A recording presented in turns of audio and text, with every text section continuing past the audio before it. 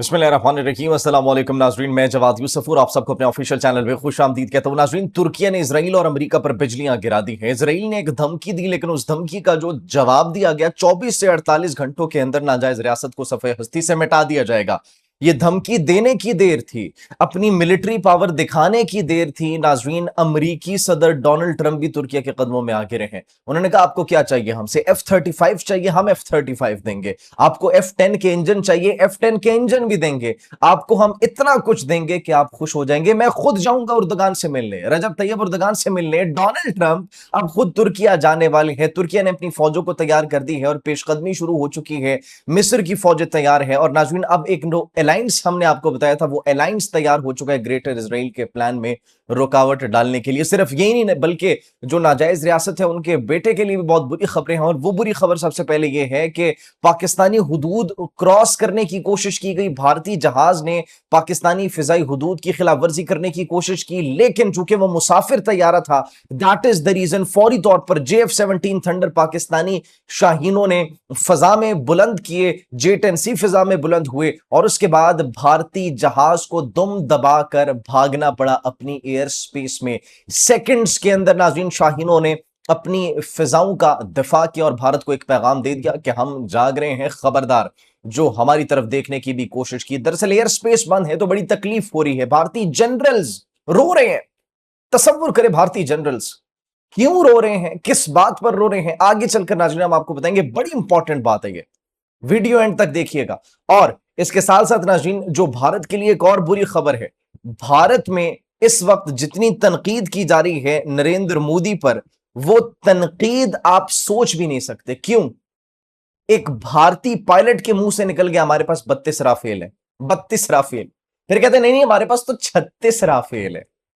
तो आप कब तक छुपाएंगे कि कितने राफेल है और कितने गिरे थे? बड़ी तकलीफ होती है उनको, लेकिन आज हम उनको मजीद तकलीफ देने वाले हैं। ऐसी नाज़रीन खबर हमें मौसूल हुई है। इसके साथ मजीद कुछ डेवलपमेंट्स हो रही है। सऊदी अरब की जानिब से, MBS की जानिब से एक बहुत बड़ा डिसीजन लिया गया। MBS छा गए हैं। MBS ने जिस तरीके से पॉलिसी शिफ्ट की है, जिस तरीके से उनकी स्टेटमेंट्स आ रही हैं, जिस तरीके से उनके इकदामात हैं, that is phenomenal, that is remarkable.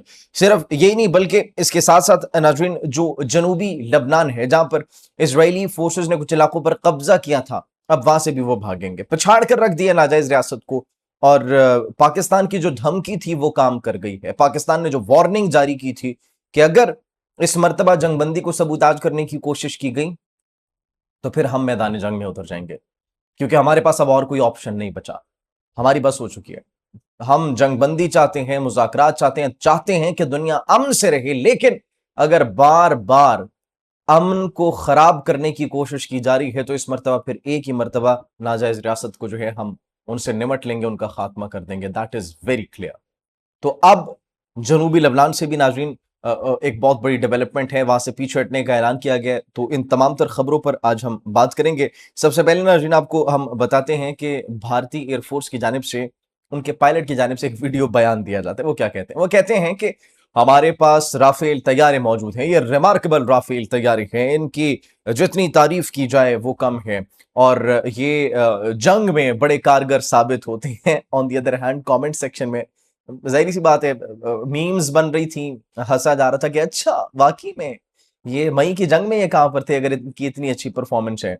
और फिर वो कहते हैं कि हम प्राउडली आपको ये बता सकते हैं कि हमारे पास 32 राफेल तैयारे मौजूद है। फिर कहते हैं नहीं नहीं नहीं नहीं, हमारे पास तो 36 राफेल मौजूद हैं।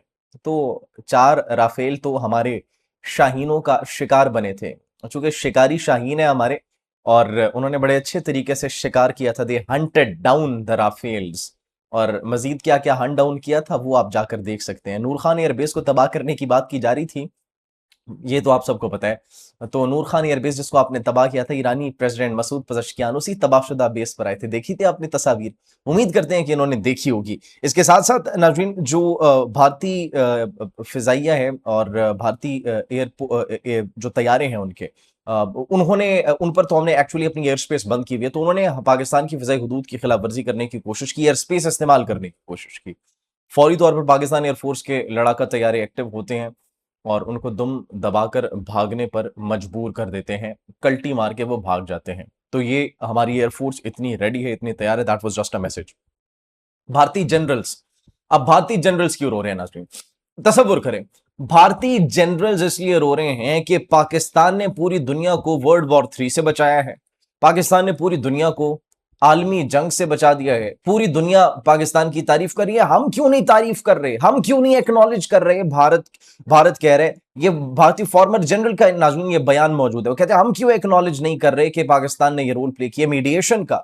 पूरी दुनिया ने देखा कि पाकिस्तान ने सालसी का किरदार अदा किया, लेकिन नहीं, हम क्या कर रहे हैं? हम अपने स्कूल्स में, कॉलेजेस में और यूनिवर्सिटीज में गांव मूत्र के जो है, गांव का गाय का पेशाब है, माता रानी जिनको वो कहते हैं, उसके क्या क्या फवायद हैं उसको पीने के, हम ये सिखा रहे हैं।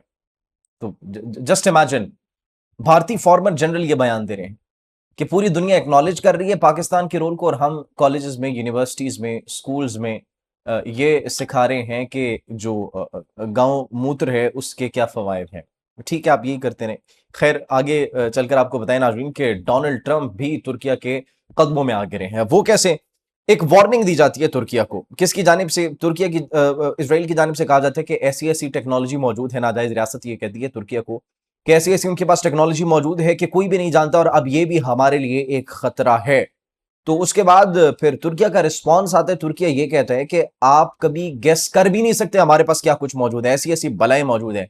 जरा एक मरतबा मैदान जंग में आए, आपको बता देंगे कि हमारे पास क्या क्या मौजूद है। दैट इज व्हाट तुर्की वाज सेइंग। अच्छा, अब ये बयान दिया गया, और बयान के बाद फौरी तौर पर जो है वो डोनाल्ड ट्रंप का बयान सामने आ गया। डोनाल्ड ट्रंप ये कहते हैं कि तुर्किया ये बड़े अच्छे हैं, उर्दगान बड़े अच्छे हैं, इनकी अपने मुल्क में बड़ी इज्जत है, इन्होंने ईरान का साथ नहीं दिया, ये मेरे कहने पर सिर्फ ईरान और इसराइल की जंग में पीछे हटे रहे, मैंने इनको कहा था, और अब मैं इनको जो है वो F-35 फाइटर जेट्स भी दूंगा, F-10 के इंजन भी दूंगा, मैं खुद भी जाऊंगा तुर्किया का शुक्रिया अदा करने, मैं उर्दगान से मिलने जाऊंगा।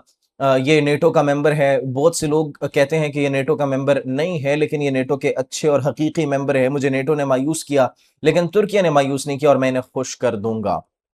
तुर्किया ने बड़ा वाज़ेह पैगाम दिया है, कॉम्प्रोमाइज कभी नहीं होगा। और जिस तरीके से उन्होंने अपनी पॉलिसी क्लियर कर दी है नाजायज रियासत के हवाले से, ये वही खटक रही है उनको, क्योंकि ईरान से पिटने के बाद अब नया अलायंस जो बन रहा है उसमें तुर्किया का बड़ा एक इंपॉर्टेंट रोल है, जो कि मशरिक वस्ता का तहफ़्फ़ुज़ करेगा। और तुर्किया और सऊदी अरब अब एक पेज पर आते हुए दिखाई दे रहे हैं, क्योंकि सऊदी अरब की जानिब से भी कहा गया है ईरानियन फॉरेन मिनिस्टर अब्बास इराक़ची को कि हमारे पास जितनी भी बेसेस मौजूद है अमेरिका की, उनमें से एक बेस भी अब ऑपरेशनल नहीं रही, आपने सब तबाह कर दिया है, और उसके बाद अब हम अपनी सरजमीन को इस्तेमाल होने भी नहीं देंगे अमेरिका के लिए। और इस नाजायज रियासत जो है वो तो उसको तो आप भूल ही जाएं कि वो इधर देखेगी भी, क्योंकि हमारे पास पाकिस्तानी शाहीन, पाकिस्तानी फ्लीट मौजूद है। 200 किलोमीटर दूर है नाजायज रियासत से। अगर कोई मसला हो तो इनको उधर हम भेज देंगे, और हम खुद इनके साथ जाएंगे, और फिर देखेंगे कि क्या से क्या होता है। तो अब एक्चुअली नाज़रीन ये बड़ा एक इंपॉर्टेंट जो है वो ब्रेक थ्रू है, जिसमें तुर्किया में अलाइन होता हुआ दिखाई दे रहा है, सऊदी अरब अलाइन होता हुआ दिखाई दे रहा है। ऑन दी अदर हैंड, जो जनूबी लबनान है, वहां से भी नाजायज रियासत ये कह रही है कि अमेरिका की हिमायत से एक मंसूबा तैयार किया गया, जिसमें बाज इलाकों का जो कंट्रोल है वो वापस लबनानी हुकूमत के सपुर्द कर दिया जाएगा। So these are the developments as of now.